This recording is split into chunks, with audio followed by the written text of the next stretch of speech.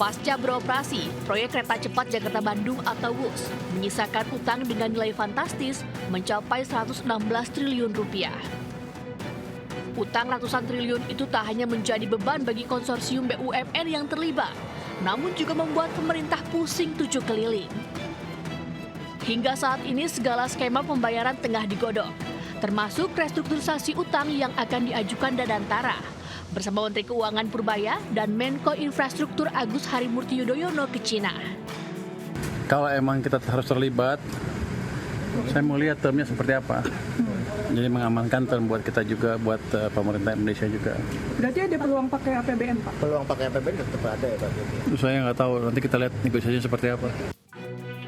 Sebelumnya, Ketua Dewan Ekonomi Nasional Luhut Binsar Panjaitan juga menekankan pentingnya restrukturisasi utang proyek WUS.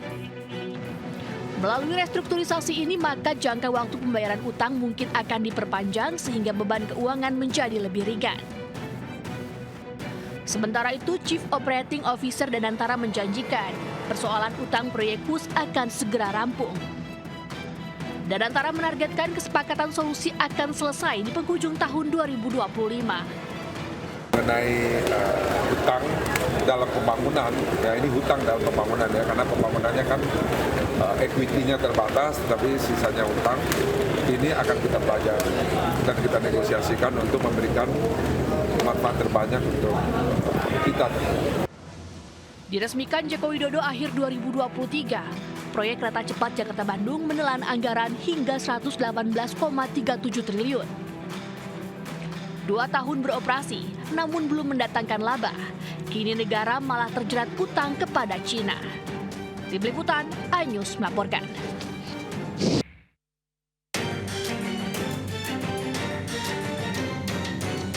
Ibu kota Nusantara menjadi sorotan di tahun 2025 ini. Media internasional sempat menyebut IKN akan menjadi kota hantu. Isu ini diperkuat dengan pemotongan anggaran IKN oleh pemerintah. Namun isu ini langsung dibantah oleh pemerintahan Presiden Prabowo. Pembangunan IKN pun dipastikan tetap berjalan. Tak hanya isu kota hantu, IKN pun sempat membara saat kebakaran terjadi di salah satu gedung yang sedang dibangun pada Oktober 2025. Meski tak ada korban jiwa, namun keamanan bangunan di IKN menjadi sorotan. Selain itu, isu prostitusi marak di IKN menuai reaksi publik.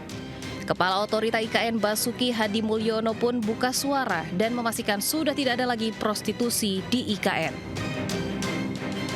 Meski diterpa sejumlah isu, namun pembangunan IKN terus berlanjut.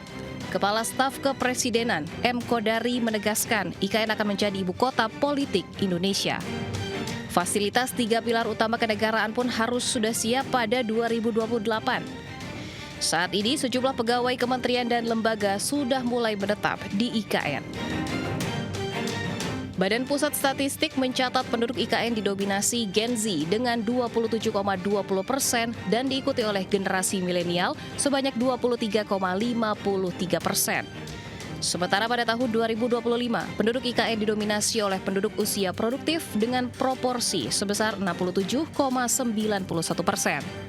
Sementara saat ini total penduduk di IKN mencapai 147.427 jiwa. Saat ini kantor wakil presiden di kawasan inti pusat pemerintahan sudah selesai dibangun. Masjid Nusantara dan Basilika Nusantara juga terus dikebut pembangunannya. Sementara jalan tol IKN diuji coba mulai 20 Desember 2025 hingga 4 Januari 2026.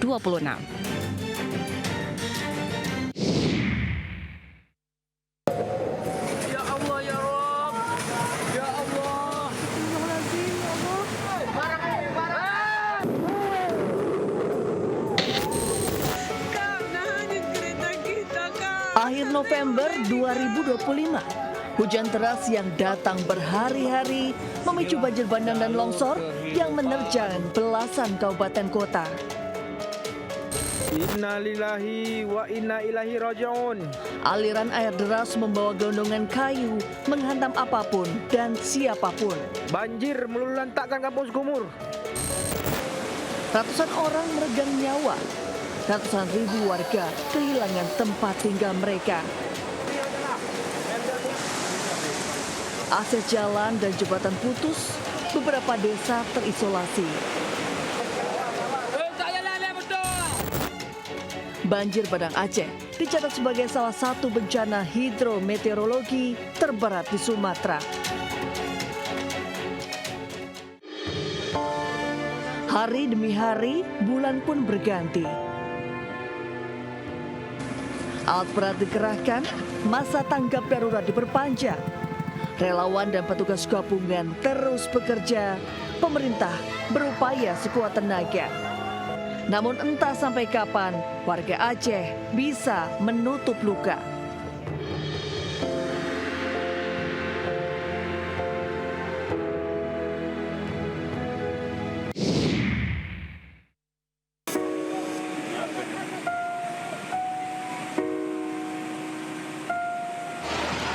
Rangkaian bencana hidrometeorologi menerjang wilayah utara dan tengah Pulau Sumatera pada akhir November 2025.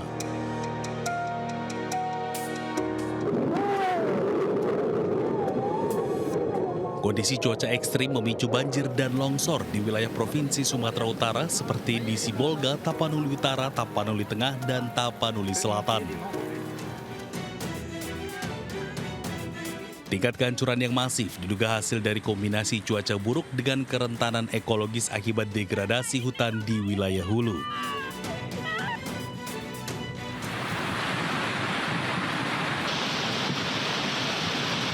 Daerah yang mengalami dampak terparah meliputi Kabupaten Tapanuli Tengah, Kabupaten Tapanuli Selatan, Kota Sibolga, Deli Serdang, Kabupaten Langkat, Kota Medan, dan Kabupaten Pakpak Barat.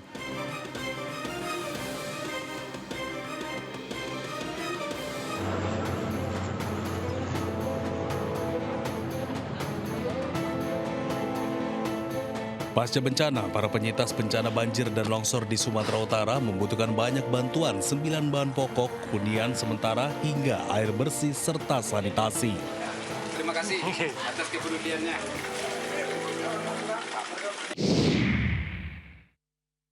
Bayar anaknya Bang. Akhir November 2025 lalu, banjir bandang dan longsor sekaligus menerjang Aceh, Sumatera Utara, dan Sumatera Barat. Banjir tidak hanya membawa limpahan air dan lumpur, ribuan gelondongan kayu ikut hanyut menghantam rumah penduduk. Tiba-tiba datang banjir yang nggak bisa diselamatkan apa-apa. Dikirain banjir biasa, ternyata bawa kayu-kayu. 52 kabupaten dan kota di 3 provinsi porak-poranda akibat banjir bandang dan tanah longsor. Data BPBD 23 Desember 2025, korban meninggal dunia di Sumatera Barat mencapai 259 orang dan 175 orang hilang. Tim SAR gabungan TNI Polri dan relawan bahu-membahu membantu korban. Proses evakuasi bukan hal yang mudah, tim harus berjibaku dengan medan yang tak mudah dijangkau. Selain itu, bantuan makanan dan kebutuhan pokok terpaksa didistribusikan menggunakan tali untuk menyeberangi sungai di Kabupaten Padang Pariaman, Sumatera Barat. Pendistribusian logistik dilakukan lantaran jembatan gantung yang menjadi akses satu-satunya warga setempat putus akibat banjir bandang. Sementara itu, puluhan personil TNI bersama warga bergotong royong membuat jalan darurat di kawasan Batu Buso, Kecamatan Pau, Kota Padang. Jalan darurat dibuat dari batu sungai sepanjang 50 meter dan jadi satu-satunya akses menuju permukiman warga. Sebelumnya banjir bandang susulan membuat akses jalan lumpuh total. Warga pun harus berjalan melewati tebing dengan menggunakan tali.